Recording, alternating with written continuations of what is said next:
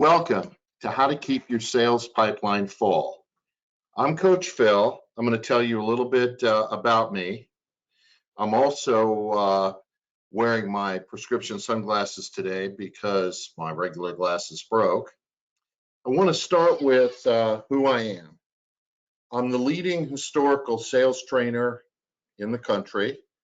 I was the top producer in the insurance industry and annuities and life insurance for a long time, set historical records, and I've trained people in almost every sales industry.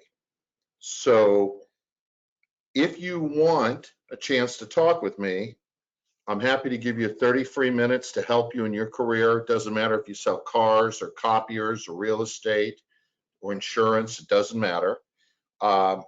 I'll give you the information on how to contact me at the end of this webinar. And if you like the webinar, we're posting this on Elite Sales Producer Training. That's Elite Sales Producer Training, and that's our new YouTube channel, which thousands of people are flocking to. We've had amazing results, tons of inquiries. And if you like the channel, please subscribe and please like the video. So appreciate you watching. And today I'm bringing in for my discussion, my associate, Steve. Hi, Steve, are you there? Yep, I'm here, Phil. And we're going to share this with you in terms of talking about how to keep your sales pipeline full. So let's start with this. All elite producers have full sales pipelines. They don't have downtime. And they spend their time with clients, either servicing them or prospects, presenting, making sales. They don't waste their time. Now, there's so many people I talk to, and I say, how many presentations do you make? And they'll give me some ridiculous number of 3 or 4 a week when they should be making 20 or 25. And I said, what are you doing with the rest of your time? And they go, well, I'm so busy. Folks, if you're in sales, there's only one thing you should be busy doing. That's selling. So a lot of this comes down to focus. But salespeople are made, they're not born. We can teach you all the aspects of selling from A to Z. But if you don't get in front of people, it won't do you any good. Now, you keep your sales pipeline full through a variety of ways to do it. And one of the most important ways I want to talk to you about as I bring up my list here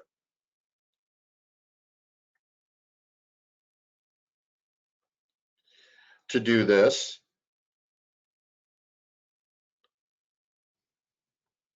and is too many people place emphasis on how the pipeline gets full. So instead of worrying about I'm having a full pipeline, they're worried about I only want to market or prospect one way. Now that's like you need to go somewhere in a car. Well, what do you need for your journey to be successful? You need it to be comfortable and safe.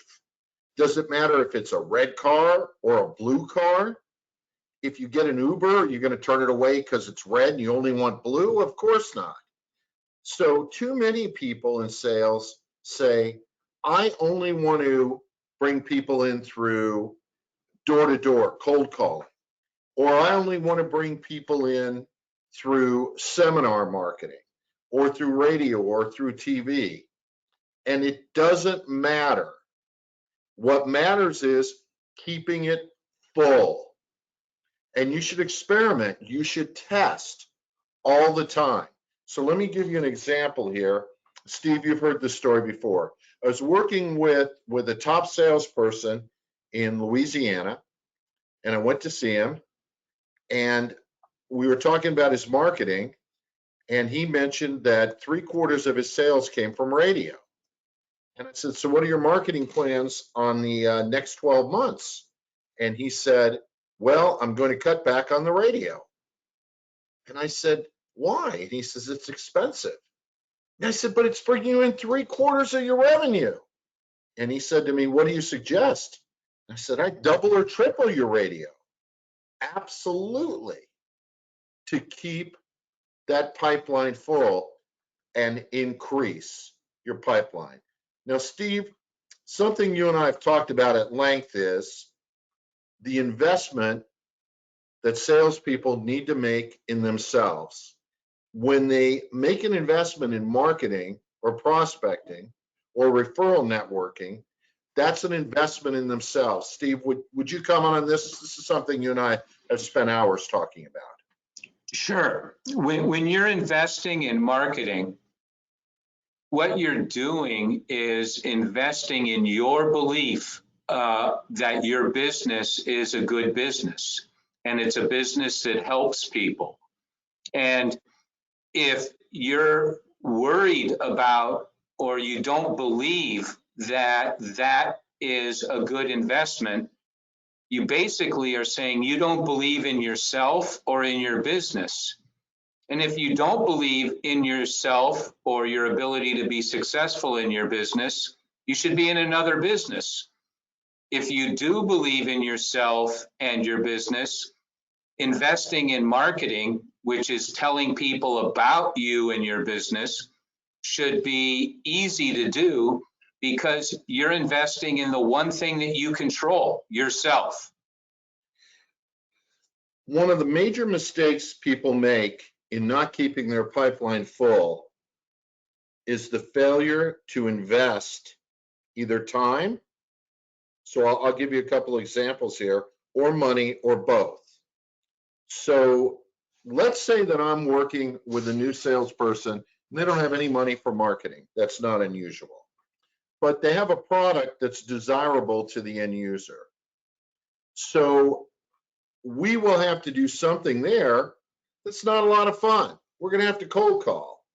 So let's say they're marketing a product to dentists. Dentists make a lot of money. They need lots of products, dental supplies, financial services, all kinds of things. Well, but they're busy. They're hard to reach.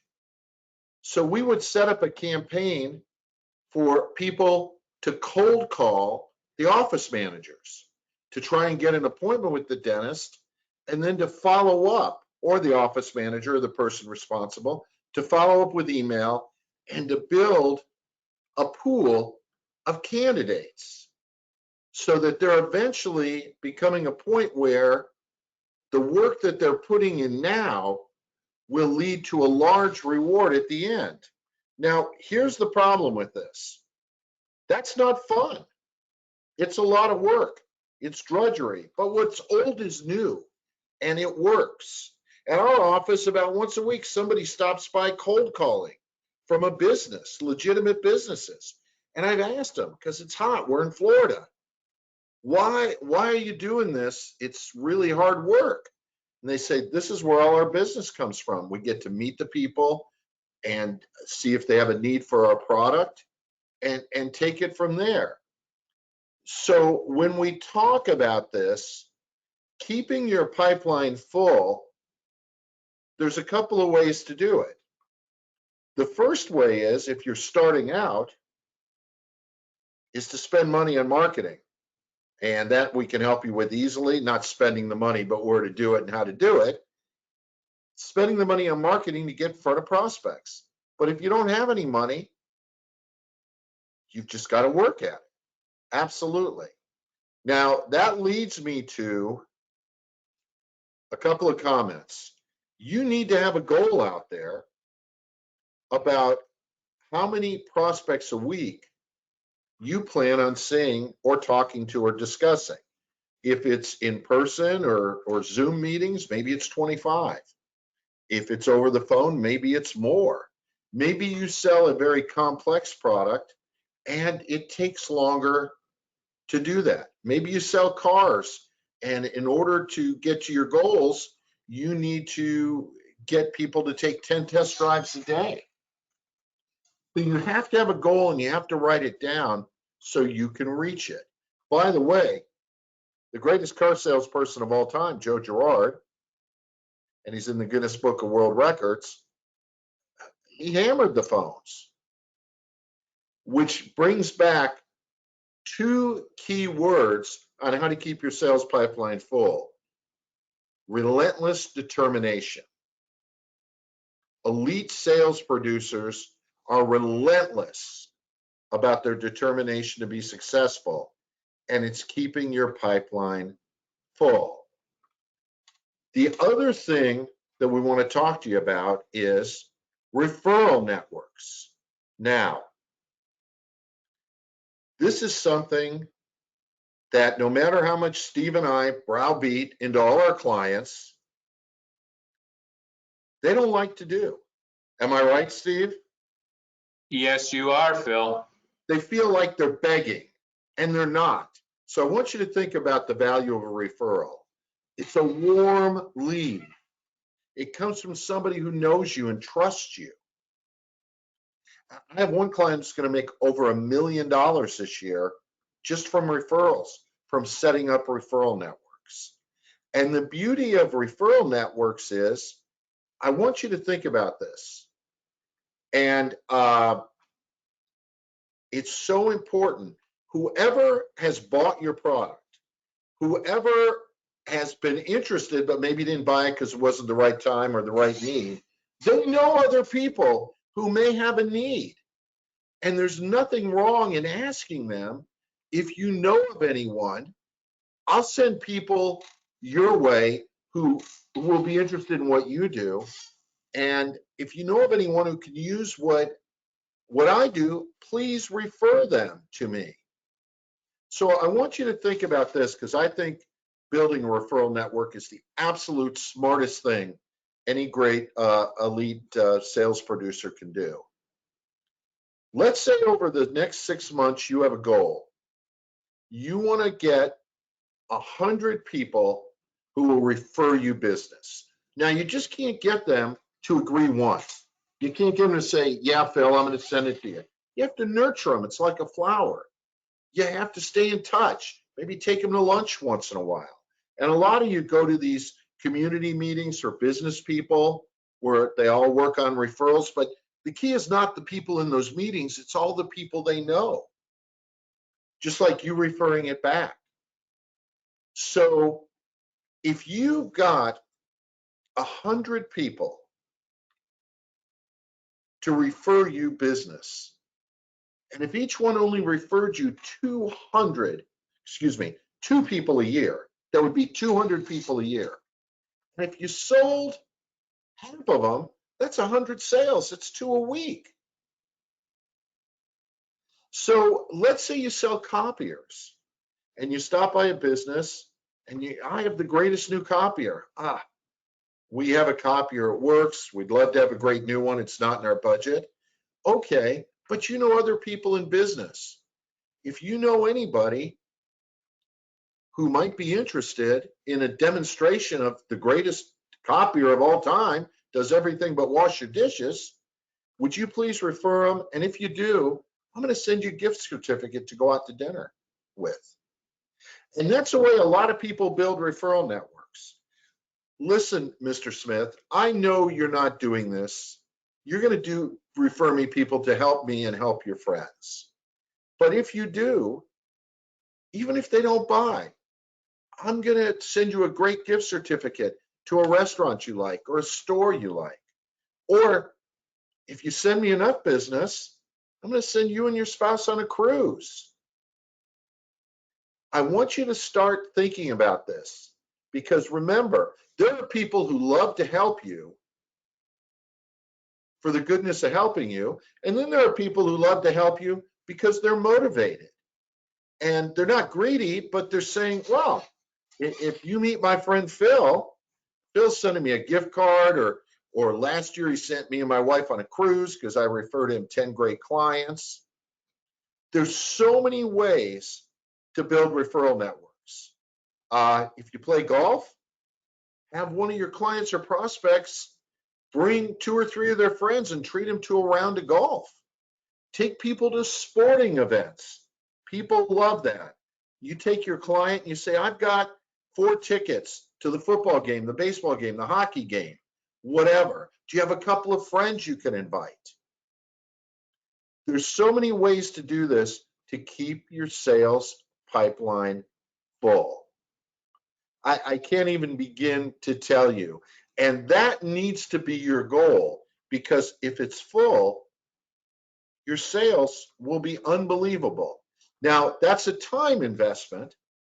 It may take a few months to pay off, but ask yourself right now, how much of my business comes from referrals? How much of it should come? Steve, how many salespeople do we talk to who don't even get a quarter or half of their business from referrals? Geez, Phil, I couldn't count the number.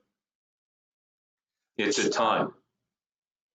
Steve, what have you seen from the people who've listened to us about building referral networks in terms of keeping their pipelines full?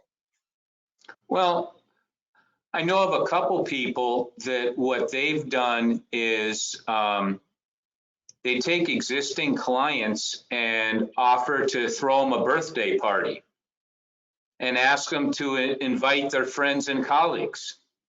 And they pay for the birthday party, and they get a chance to meet all their friends and colleagues because they're obviously at the party too. And their friend says, this is my friend, this is what they do. You know, if you want to or you need to, have a talk with them. And it creates a ton of interested people.